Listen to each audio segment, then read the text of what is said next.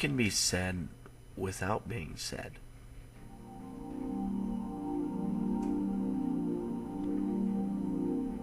Narratives delivered to us without images require speech, or thoughts turned into speech, to deliver any idea to the reader. But watching this scene from Babel poses many questions about the limit of an alphabetic narrative, and asks just what we can understand without it being spoken to us.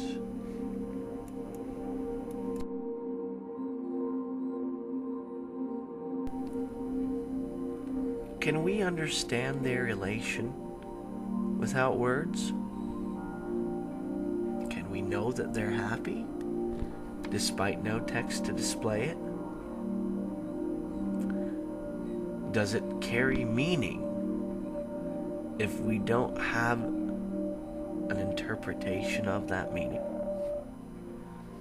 As we watch this deaf girl and experience, if only for a moment, a small taste of her life, we have to realize that when she signs to him, her signs have no meaning to us, or to those who don't understand that sign's language. We are lost to a conflict of semiotics as we grapple with the nature of meaning and try to make sense of the signs around us. Are we enhanced by the signs that make our interpretations? Or do they limit our terms for understanding? The visual narrative invites us into the haze of Cheiko's drug and alcohol-induced foray into the exotic nightlife of Japan, only to slowly lure us into the brief realization that as much as we've been hearing sounds, they hold no verbal meaning to us. And we, unlike Cheiko, have been hearing. And remember for a moment that this haze is temporary before losing ourselves to the music and the lights.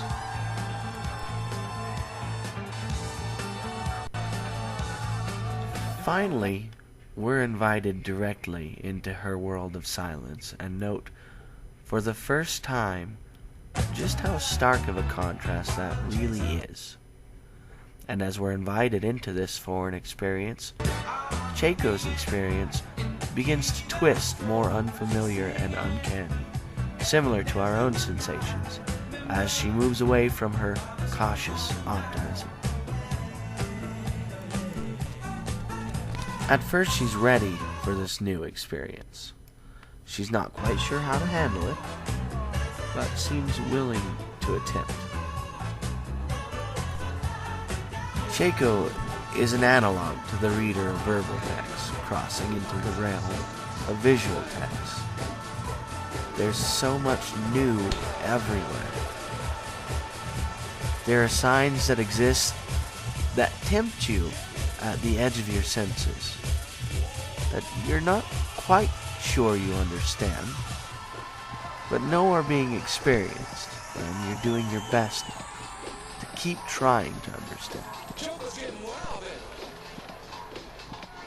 You have to tap into levels of understanding that you've neglected. You begin to translate some of what you know to make sense of what you do not.